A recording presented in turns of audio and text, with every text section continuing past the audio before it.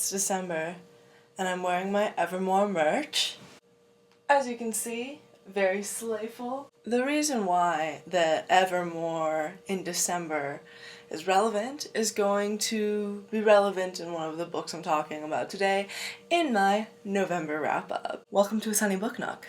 My name is Sunny, and I'm wearing an Ivy shirt for, one of the best songs on Evermore. I am going to be talking about all the books that I read last month because it is December now. Disclaimer is that I just smoked a bowl with my good friend, so if I'm out of it, it's because I am high. But I'm determined to film this video and get it up, and I think I'm pretty articulate regardless of my state of sobriety most of the time, I would say. If I sound different, that's just like why, but I'm a Gemini stellium. I have different vibes every other second, and I'm sure it comes across in my videos too, but I'm looking at my phone, of course, as usual. Well, I'm always looking at my phone. I'm always on my damn phone. I'm going on my Goodreads to be able to tell you exactly what books that I read, because, dude, I don't have this shit off the top of my head. Like, that would be crazy. That would be insane. The first book that I read in the month of November, because I do all of my wrap-ups like this, going in chronological order of when I read them, if you haven't been around the block. But the first book I read was If I Survive You by Jonathan Escoffery.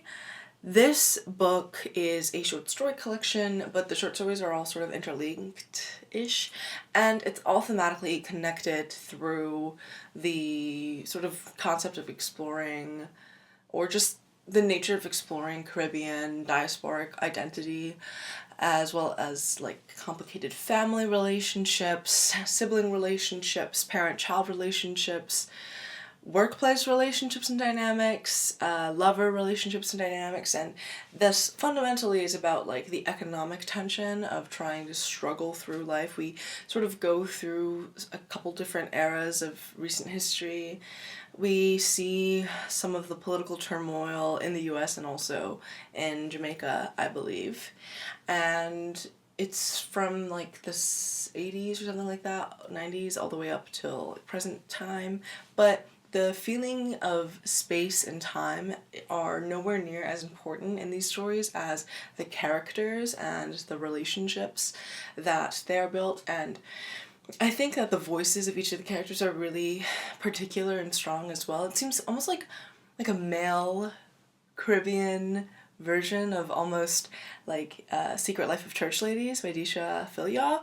I think like if you enjoyed that, you would probably fuck with this, because I think like there's a similar level of texture and depth in exploring the gender, racial, and economic identities within like these tense familial relationships that ultimately like are about like people and their difficulties in understanding each other and difficulties of reaching each other, and when they do, how that happens. There's some elements of almost like absurdity to it, in which it's like, how do you even know that that's going to happen, or how is that even what's going on right now, but it's still like it is. And I think like also the way that the stories are sort of interconnected with each other, in that it's family members of like the same, it's like siblings from the same family members and stuff like that, I guess, who we get different perspectives of, but it's definitely not at all very linear or coherent or cohesive, and I don't think it's meant to be, but it's a very strong collection, and I would definitely really recommend it. It's a very, very compelling literary short story collection that if you like stuff like that, I think you would really fuck with this, because it's like that realism, gritty, sort of like life is tough type of writing that I enjoy from time to time. And yeah, so I rated it 4 stars.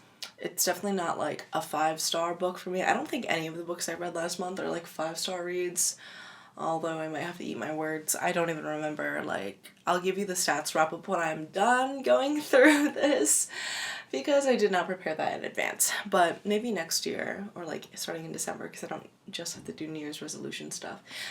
Anyway, that's irrelevant. I can just start, instead of referencing my Goodreads on my phone, like I do with my wrap-ups and videos, I can just write it down in a journal, do a reading journal thing that so many of the booktube girls love to do and like are really good at keeping. Anyway, that was a little bit of a tangent. But yeah, rated it 4 stories. 4 stories? Fuck. Rated the short story collection 4 stars. Really fuck with it. Would definitely recommend. The next book that I read was a novella called Even Though I Know the End by C.L. Polk, which is a fantasy historical sapphic little story. It feels very Victorian. There's ghosts and not ghosts. There's like vampires and sorcerers. No, are there vampires? Girl, I don't even remember. There's like almost this private detective main character who is like a first person POV perspective situation, and she is like battling and shit. I listened to this through the Libro FM ALC program, so thank you so much to them for providing me audio access to that. But honestly, it was just like a fun little romp for me to listen to one morning, all in one sitting. I feel like I didn't really grasp a lot of it. There are some moments of like imagery and relationships that I was like, I really fuck with this. There's like a sibling relationship of an older sister, younger brother, and like a hierarchy of magicians and sorcerers and their ability to practice involved. It's very much a Chicago-based sort of story, I'm pretty sure. Chicago, right? Is it Chicago? I don't even fucking remember. Jesus, yeah. And of course, like the themes of historical queerness, and which I think is thematically relevant to some of the other stuff that I read this past month. So yeah, I mean, I feel like C.L. Polk isn't one of the speculative fiction sort of SFF queer writers that are really up my alley per se. I think there are other authors who really do it for me, and this person just isn't one of them. But who knows? Maybe I'm speaking too fucking soon to say that, to make that claim. But I rated it 3 stars. I thought it was sweet and I liked it. It was fun. Kind of had like Fortune Favors the Dead, even though I really love that book, meets almost like Bluebird meets, yeah, sort of vibes. Yeah, kind of. Yeah. All right. The next book that I read was The Bartender's Cure by Wesley Straton. I liked it, okay? I rated it 3 stars. 3.5 stars maybe, 3 stars. And it is just about this girl who, well, this young woman who becomes a bartender in her sort of almost gap year between graduating from Columbia, I believe, in like Columbia University in New York City, to like the gap year between graduating to going to law school. She's wanting to go to Harvard Law because like it's been her lifelong dream to like go to Harvard or whatever since she was a little kid. She grew up in Palo Alto in California, I think, to sort of like high achieving, high expectation type parents or something like that. It's very auto-fictional because I think the author like went to NYU or Columbia or something like that, a New York City school, and is a bartender, probably considered going to law school. But we're basically following our main character's like situation where she's struggling with eating disorder recovery. She is feeling really lost. She's sort of just couch surfing at her friend's apartment. She really needs a job, and so she gets a gig bartending, and her life sort of just changes from there. She's also dealing with the grief of her mother's death and the strained relationship it put on her relationship with her father. Her mom died when she was like 12 or something, and yeah, so there's a lot of sort of complex themes going on here. It's very personal and intimate, but each chapter is broken up with like a recipe and sort of a history of the storytelling behind bartending, or like the stories behind different drinks. And so you can really tell that the author's really very passionate about bartending, and like this is very much a story about how she got to that place, it seems, at least. Maybe I'm just projecting and extrapolating, but you know. So yeah, I fucked with it. I think when I was reading it, I wasn't really fucking with it because I was like, oh, this is somewhat tedious, like, but now I'm like, I can appreciate it for what it is. Yeah, I think especially if you work in the restaurant industry, or I think honestly, most people, you know, have more empathy for service workers in general. But this is a very interesting look at that sector of like the service and restaurant industry. The next book that I read was another short story collection called You Will Never Be Forgotten by Mary South. This is a science fiction, speculative fiction short story collection that I fucked with. I really enjoyed. It's very dark and very funny. It's a 4-star read for me, so not like a new all-time favorite. There were quite a few in here that I was like, oh, let me like replay that because that was good. I fuck with this. Let me run that shit back. There was a story about like a camp for teenagers who are like internet trolls and like addicted to it, and they're like not allowed to be on their phones. Okay, I reread my Goodreads review. I gave it 3.5 stars immediately after reading it, but I rounded up to 4 on Goodreads. So yeah, it makes sense that I'm not finding that many memorable moments in here, I guess, if that was the media response. But there were very emotionally fraught stories in here that like really did take the absurdity of contemporary real life and the issues of it, of like sexism and technology and surveillance and child rearing and cloning and social media and the violence of that sort of exposure constantly, and sort of twisted it into these really fascinating and compelling stories. There's one about this woman who becomes a stalker because her rapist is a very successful like CEO, and that was a really compelling story.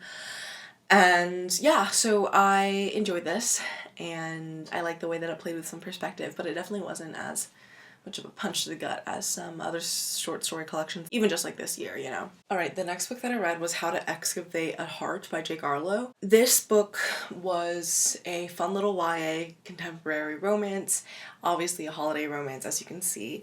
Basically, our main character is this Jewish girl who goes to stay in DC for just like a winter month on her school break. She has this internship with the Smithsonian, the Natural History Museum. She's like really into paleontology and like old bones, you know. So she like scored this really great internship, and she's doing that program, and she gets to work with like her idol. Like she watched his TED Talk and she like loves him, and basically she's suffering a breakup because for the first like year or two of school she was totally in love with this girl, and they were like dating, and bad things happened, and she's just like, ugh, I'm done with romance. But of course then she starts living in this like house, in this house share situation with this older woman who's lovely and very sweet, and one of her housemates is like, okay, I gotta leave for a week trip, bye. Oh, also I have this dog sitting gig, like can you do it for me, can you cover? And she's like, fine, I guess I can, I guess I have to. And so the daughter of the man that she has to walk the dog of is actually this like really cute girl whom she almost ran over in the car with her mom on the way to DC. So they develop this little like bantery, cute friendship to lovers type story, type romance, and it was just an adorable, simple little YA contemporary romance that I enjoyed a fair amount. Her main character is a lesbian, and she's definitely like butch adjacent, like maybe like a baby butch. It's cute, and I think the love interest is probably, I don't think her sexuality is ever defined, but it's like, it's a cute little romance. I enjoyed it. I rated it 4 stars. I think if you're looking for a sweet holiday romance with some cute tropes and genuine emotional entanglements within the context of like a YA romance, then you should pick this one up. The next book that I read was A Mind Spread Out on the Ground by Alicia, Elliott.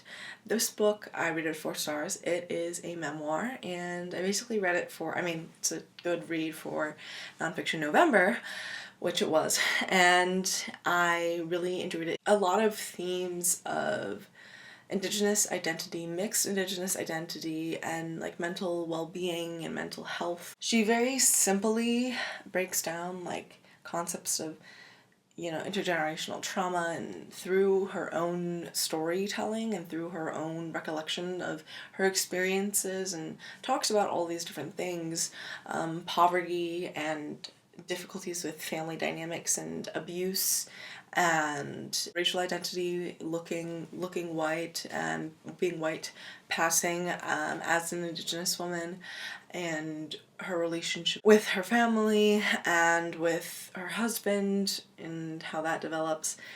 and then becoming a mother, being a teen mom, being a writer, coming to that.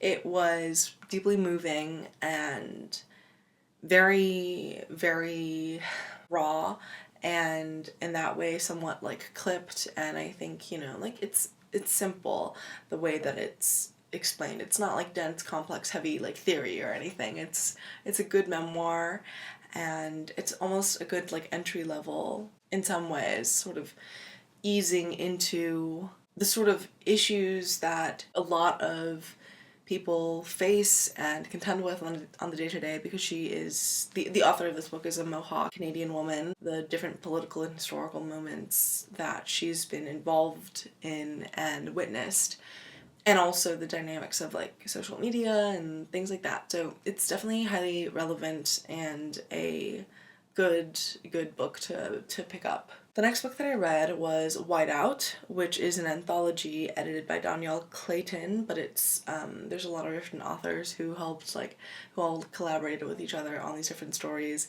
I also got to this book through the Libro FM influencer program, so again, thank you. And this is another sort of loosely connected series of short stories. All of them are YA rom-coms. All of them are like these romance contemporary stories set in Atlanta during an unprecedented snowstorm, and no one in the city and the city itself is not prepared for this level of snow, and we're following these varying like teenagers as they have to sort out their various like high school drama within the context of like their relationships and the people who potentially might be going through a breakup or might be getting together. And there's this really cute like lesbian relationship that sort of the story opens on and somewhat ends on, but there, of course, all the stories are sort of tied together. People are friends with each other, and it was a really sweet sort of story. And it was, you know, piecemeal in that we're getting little peeks into different situations that people are. There's this one story where it's these two like really good friends who end up getting stranded at the mall. There's of course the story of like there's a potential breakup happening, and yeah, it's cute. It's another YA romance, and I can't believe that was like a genre I was really into this month or something. I don't know, but I liked it. I rated it 3.5 stars. Super cute, very, very uplifting and cozy for the soul, for my spirit. It's a good holiday read again. And then I read yet another book I got through the ALC influencer program through Libro FM, and that is And Yet by Kate Baer. This is a poetry collection, and it was quite beautiful. It deals with a lot of themes of motherhood and womanhood and mental health, embodying the self, and there were moments that were really touching for me. And I liked it. I rated it like 4 stars. I think it was a very strong poetry collection, and it wasn't like corny really, but it wasn't like so highbrow, you know?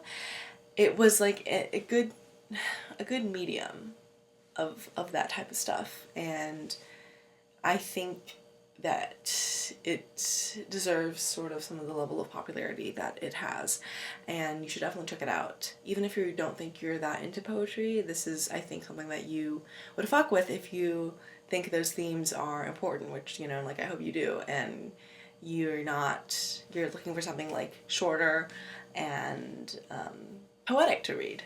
The next book that I read was another romance, and that is The Perfect Crimes of Marian Hayes by Sebastian, one of my favorite romance girlies, of course. This is a historical sort of Regency romance historical romance between two sort of scoundrel types, and our main character, we sort of alternate perspectives between the male love interest and the female love interest. And it's a sequel to the first book in this series, which I read last year, the Kit Webster story, which I enjoyed, I liked. And this one, we're following Percy, the main character in that book, his sister. It's like right before and after and during the events of the first book, sort of, but from the perspective of like the sister and the highway robber man. type guy fugitive situation. It was a fun time, quite memorable. I don't want to spoil anything from the first or second book, so I can't really like tell you what the plot is, but I thought it was interesting and like a compelling enough sort of pacey. I enjoyed it. It really was a lot of fun, and that's what I'm looking for in fucking romance novels.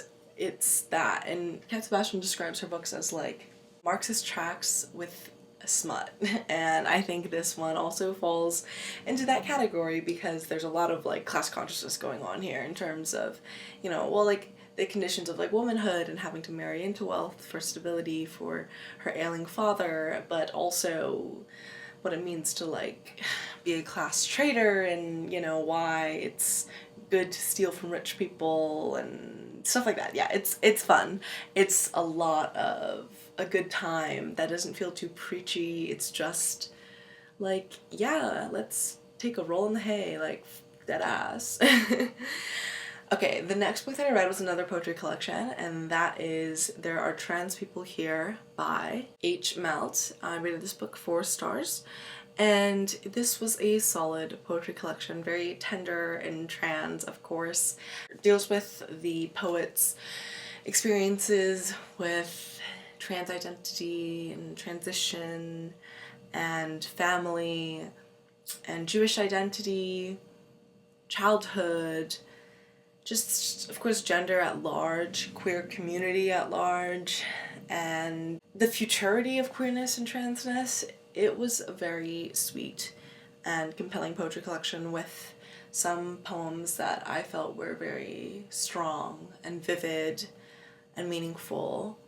And a lot of my trans friends and, you know, online bookish people really fuck with this poetry collection as well. So yeah, the next book that I read was another poetry collection called A Guide to Undressing Your Monsters by Sam Sachs.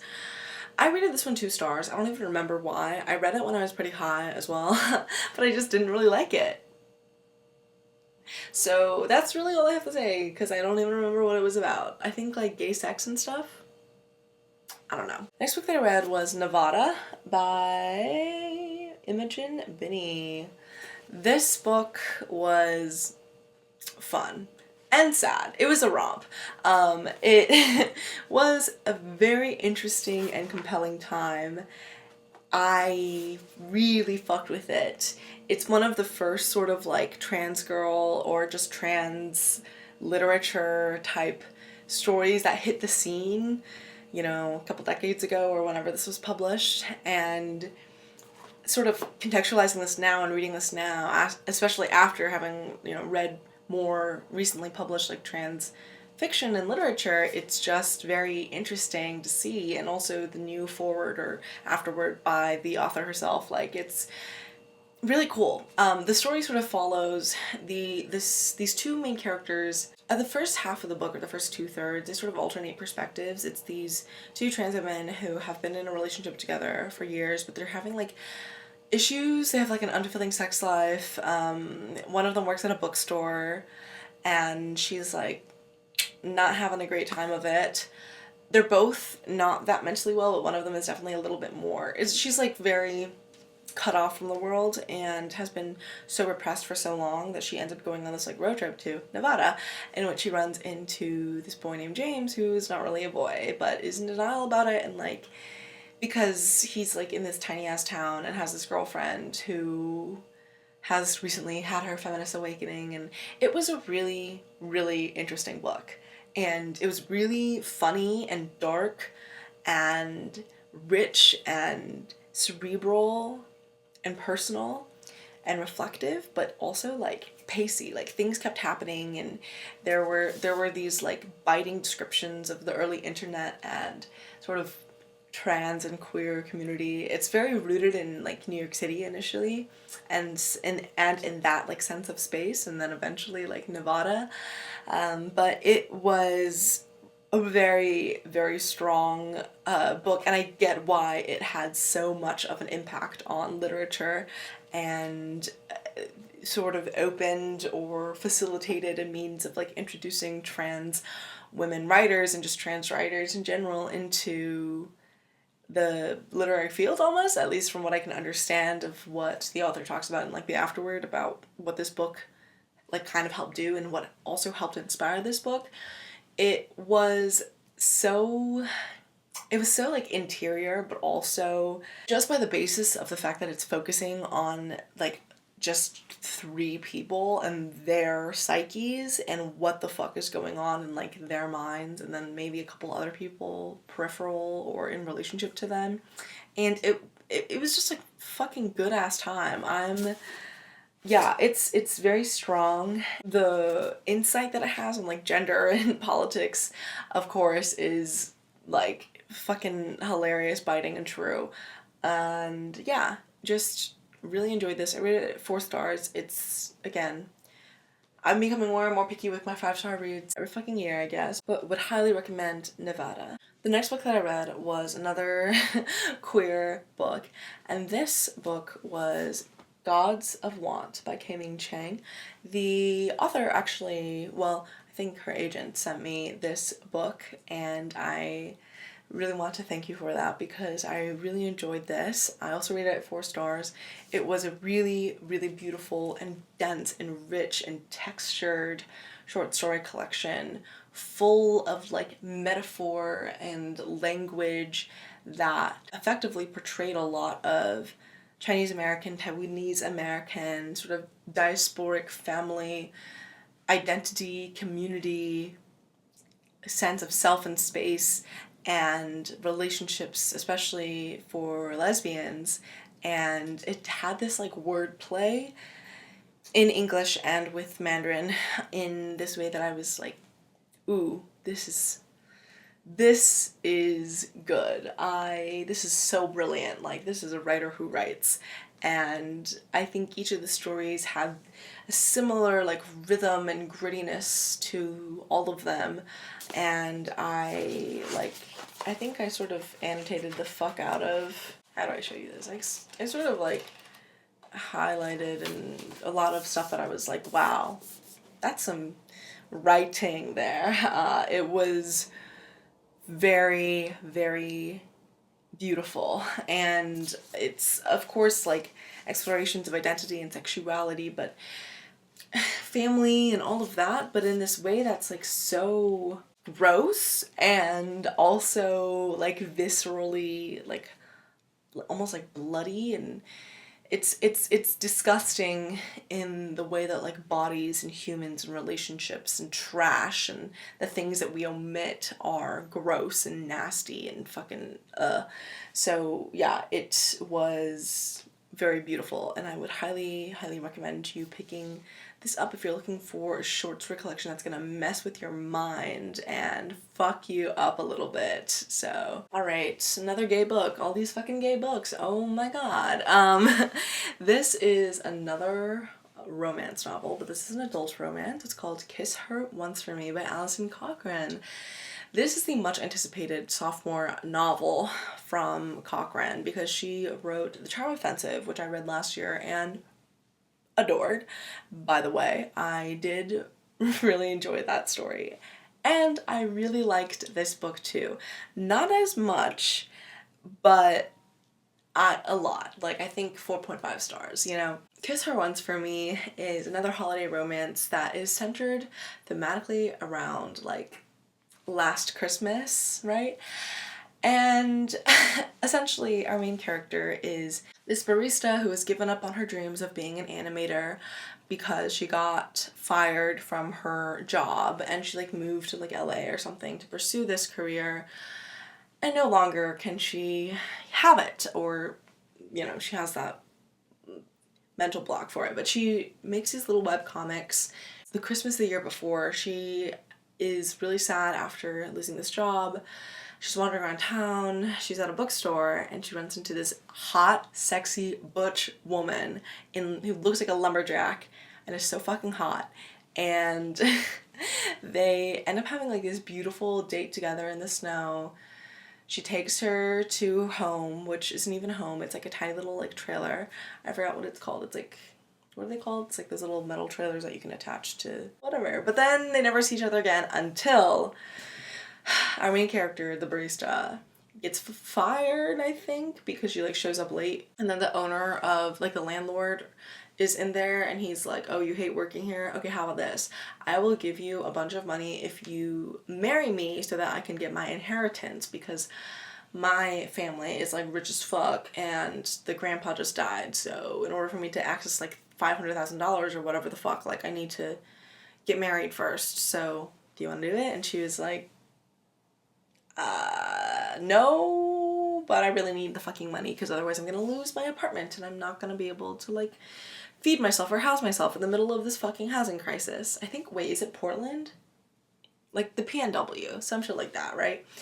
And so yeah, they end up like fake engaged, and then she shows up at their holiday house, at the home for the holidays, for spending Christmas with the family of this man that she doesn't really know that well, but who is apparently her fiance, who and then turns out, guess what? His sister is the woman that she had like a one-day fling with the year before. Whoa, scandalous. And so yeah, chaos ensues, and it's fun, but also a wreck, as you could imagine, because there's like the stakes are pretty high. Like this girl needs her fucking money, but also she's going through a lot emotionally. She has this really fucked up relationship with her mom, who's always asking her for money. She is barely fucking hanging on, and she has to pretend to be in love with this guy when really she's been pining after her sister for over a year, and in fact made an anonymous webcomic about their whole experience that went semi-viral. It's just a whole ass fucking mess, you know? And our main character is like shy and socially anxious, doesn't have that many friends. It's hard for her to get outside, you know? So that she's in this crazy situation now, she's like, I don't know what the fuck I'm supposed to do. Airstreamer, that's what it's called. An Airstreamer? Yeah. That's what the trailer little thing is called. And oh, and the love interest name is Jack. I'm forgetting the main character's name, but we're in her perspective the whole time. We sort of, at the beginning we like alternate chapters in which she's like, oh no, throughout the whole thing we sort of alternate like the year before and then the year now. But it's very contemporary. Like I think they actually specify the year being like 2021 or something like that. I don't even know. So yeah. Although it's definitely like an alternate timeline in which like the pandemic never happened. But anyways, okay. Another adult holiday queer romance novel. Whoa, shocked. Who's surprised? Oh my god, Sunny, another one of those in November? No fucking way. The Holiday Trap by Roan Parrish. This book is a lesbian romance and a gay romance in one. One being set in New Orleans and one being set on this tiny island off Maine. Adorable. Fucking adorable. So cute. Because they do a house swap. Because they're both in situations that are like, this is kind of shitty. I don't want to be here for the holidays. So let's swap houses. And so the main girl is like away from her really close Jewish chaotic family in New Orleans, and she's like, whoa, New Orleans, like this is fun. And she meets this really beautiful woman who lives in this like queer house, and she's a math grad student and she loves the city, and she does ghost tours. She's, you know, she's just like one of those sexy, beautiful, smart, hot women who like just knows everything, I fucking guess. And our main character's like kind of a nerd. But she's like a mega nerd over carnivorous plants. And then back in Maine, this guy who moves into her house has to take care of all the carnivorous plants, and he has just gotten cheated on, or no, he wasn't even being, he finds out that he was the other woman. Well, he was the other man because his boyfriend of like a year or whatever has actually had like a whole ass like husband and kid without the knowledge of our main character. So he's like, oh no, like what's going on? But he's a huge nerd over this like fantasy series, and now he's staying in this house and he's like, oh my gosh, I think this house might be where the author stayed, maybe, I don't know.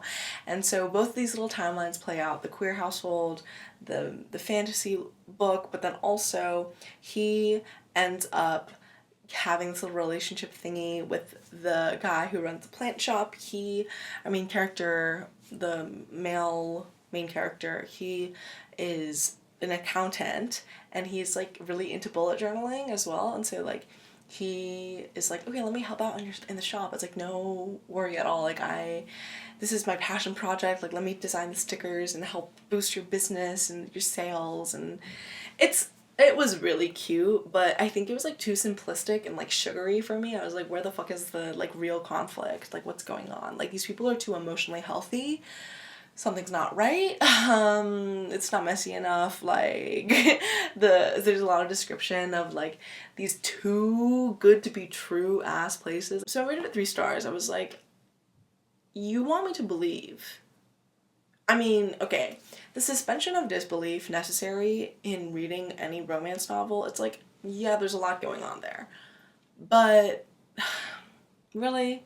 Oh, also for Kiss Her Once for Me, the reason why I mentioned the Ivy shirt at the beginning is because our main character is like very much on one of the first things that they say to each other, or like on the date, they sort of are like, your favorite Taylor Swift album must be Evermore. And she's like, what? It's so cute. And they're like, yeah, Evermore is a Christmas album, and fight me if you don't think that's true.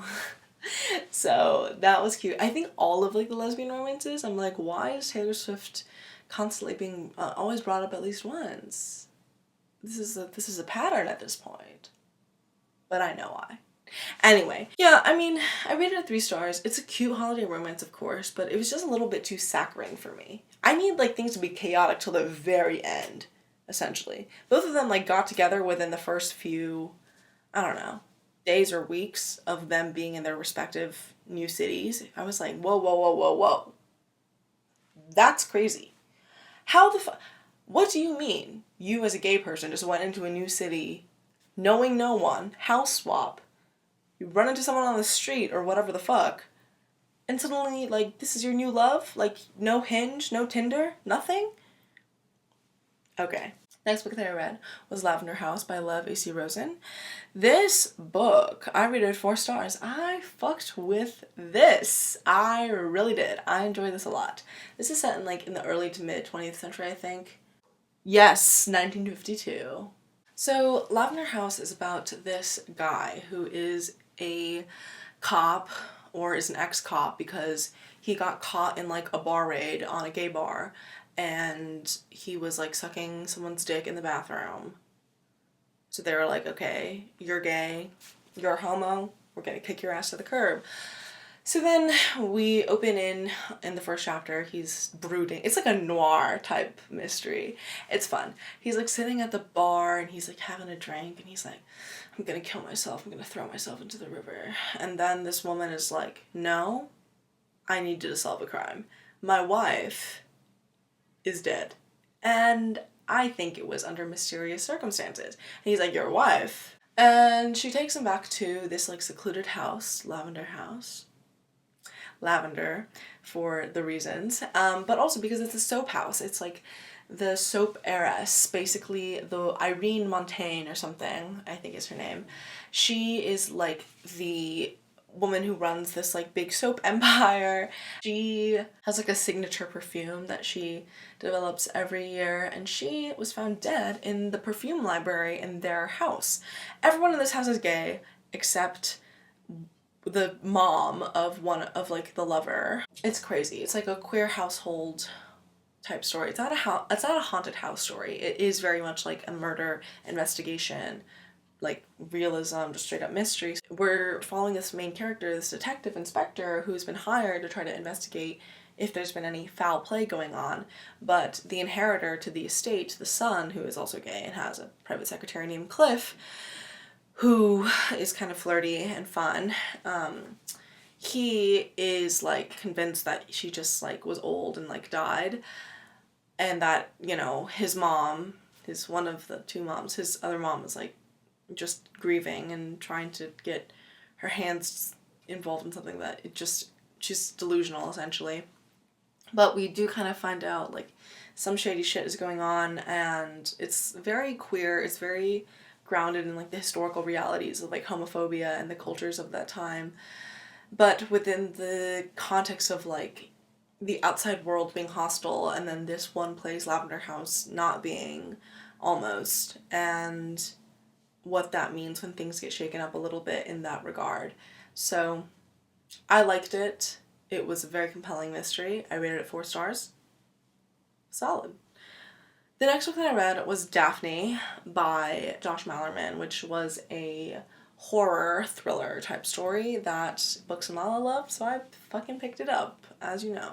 I rated it 4 stars. I liked it. I think, like, how it dealt with this, you know, legend, this town legend of Daphne being this 7-foot tall woman in all denim who got bullied and ostracized by the town and then one day, like, murdered people. And her sort of being a haunting specter in which, like, you can't think of her. Don't think of Daphne or else she'll show up. And then she starts murdering people on the basketball team, on the girls' basketball team. And it's like, oh, fuck.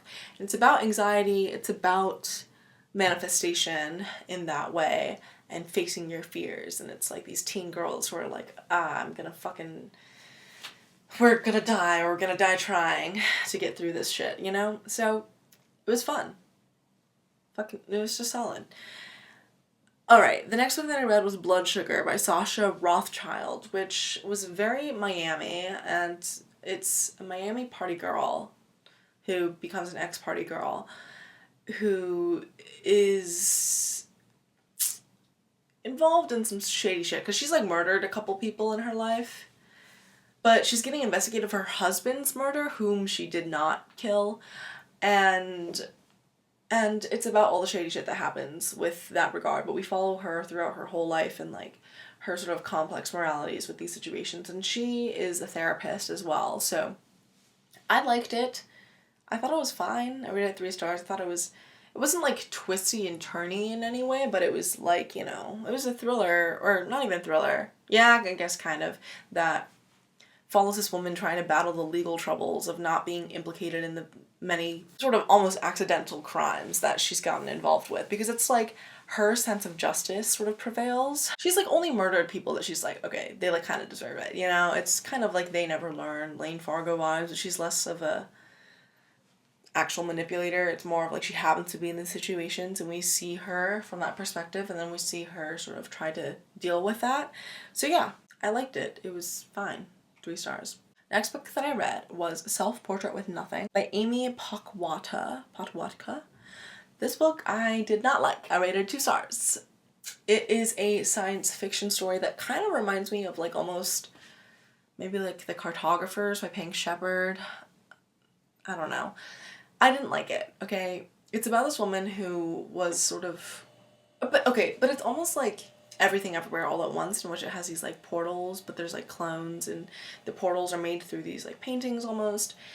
There's the daughter of a woman who is a famous painter, and she is removed from her life entirely. She's been raised by two moms, her lesbian moms. Yay. She's like, those are my only mothers. I don't need a third mother. I already have 2 wonderful ones, and then the one who abandoned me I don't know anything about. I know she's a famous painter who has a cult following, but I don't give a fuck. And so we follow her as, like, she tries to figure out what the fuck is going on because her mom apparently died, or she gets this, like, will that's like, okay, you're gonna inherit all of these paintings, but you're not allowed to sell them, and she's like, what's going on? She goes to, like, Poland to try to figure out what the fuck is happening. Her mom dies or something, and it's like, all this shit happens, and I'm just like, it was kind of a mess in a way that I was not really engaged in, and it was trying to deal with these things about, like, family and art and the complexities of being, like, a disturbed female artist and stuff, and it just wasn't that good of a story to me. I don't know, maybe you'd like it, but let me know if you've read this and what you thought, because I wasn't a big fan. I just thought that it was, like, doing too much without doing enough, if that makes sense. Like, it wasn't really exploring these concepts of potential different timelines and paintings and stuff in a way that I was like, It was trying to do, like, Russian Doll without being good. You know, Russian Doll only works because it's so good. Next book that I read was Right Wing Women by Andrea Dworkin, which I talked a little bit about in my sort of November current reads, nonfiction November current reads video, which if you haven't watched, it's up there. It was sort of me in the middle of the month or the beginning of the month being like, this is what I'm reading for nonfiction November, and I finished some of those books, and this is one of them. And yeah, this book was really good. Solid piece of feminist theory. I think everyone should read it. It analyzes patriarchy from a lot of different angles and takes it down from a way that I'm like, this is so smart and intelligent. I think I have better thoughts on this in my other video because I'm not high, but go check that out if you want. And then I read another queer little story, and that is Thieves by Lucy Bryan. This book is a graphic novel, very cute. It was originally published in French, so it was translated, and it's about these two girls who go to a high school together, and one of them has like a huge crush on this girl, and they eventually sort of get together, but they're thieves. It's fun. It's a lot of going to parties, it's a lot of queer friend groups. Alice Oseman blurbed it, like, if you fuck with a Heartstopper, you'll fuck with this.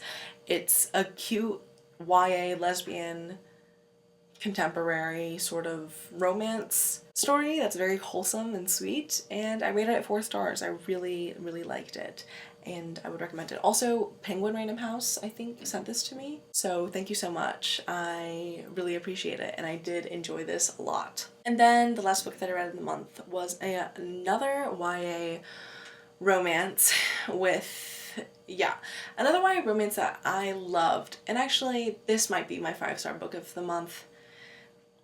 Maybe it's 4.5 stars, I don't know. But it was so good. I really enjoyed it. It was about this stoner in Massachusetts who's a lesbian. Okay, wait, I didn't even say the fucking title. Oh, this is the last book on the list, guys. I'm so sorry. The book is called Improbable Magic for Cynical Witches by Kate Scelsa.